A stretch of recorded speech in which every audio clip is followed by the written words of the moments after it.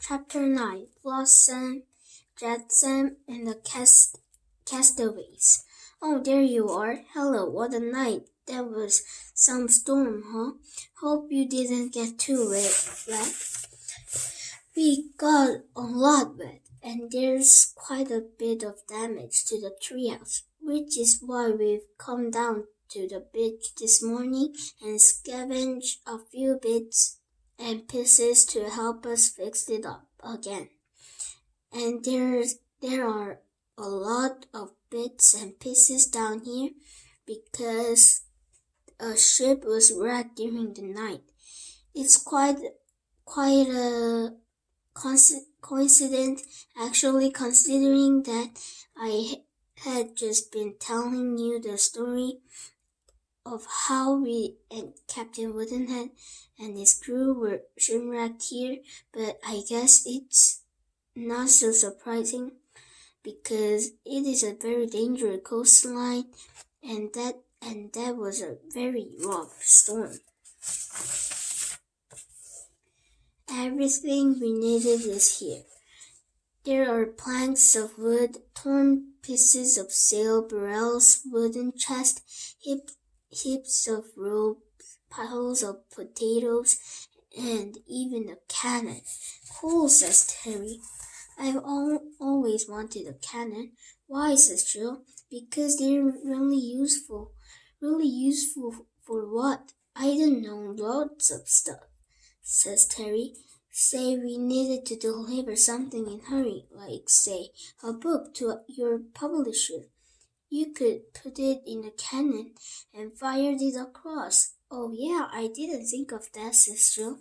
Terry and I collect armful of wood and rope and load them into Jill's flying cat sleigh. Hey, you guys, calls Jill from farther up the beach. Come here, quick. Terry and I ran to join her. She's standing in front of the body lying face down on the sand. He must be one of the sailors from the ship, she says. Look, here's another one, says Terry. And here's another one too. And here's another one, I say, rushing down to the water and pulled a waterlogged body onto the sand. And then we find another, and another, and another, and another, and another, and another, and yet another until we find 10 in all. Do you think they're dead? Says Terry, poking one with the stick. Ouch, says the bunny. No, I don't think so, I say. Now listen, not that one. The body rolls over, sits up and blinks. We all gasp, and not just because we're surprised he's alive, but because of his appearance, he's horrible. Although the ship was only wrecked last night, this sailor looked like he's been in the water for months. He's got the mold face all over his face, and there are barnacles attached to his chin. And he doesn't smell too good either. He stinks of weird carbonation and rotten fish and moldy old cheese. Who are you? He says, staring at us strangely. I'm Andy, I say.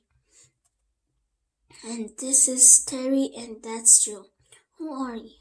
I'm the captain of a ship that was wrecked in the storm last night. Don't worry, we'll look after you, says Jill. I'll get my flying cats to airlift you and your crew back to the treehouse. I'm sorry, says Captain. Must be delirious.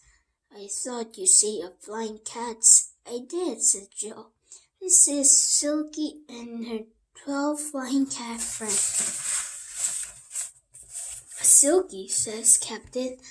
I once knew a cat called Silky, but she was just a kitten. She couldn't fly. Of course, made a great slave, though. Slave, said Joe, sounding shocked. Did you say slave? Says Captain. I mean sailor. Like I said, I must be delirious. I don't want to be rude, says Terry, but what happened to your head? It's a long story, says the captain, and not a particularly pretty one. Oh, goody, says Terry. I love long stories, especially not particularly pretty ones. Well, all right, says Captain. I'll tell you if you want, but don't say you weren't warned.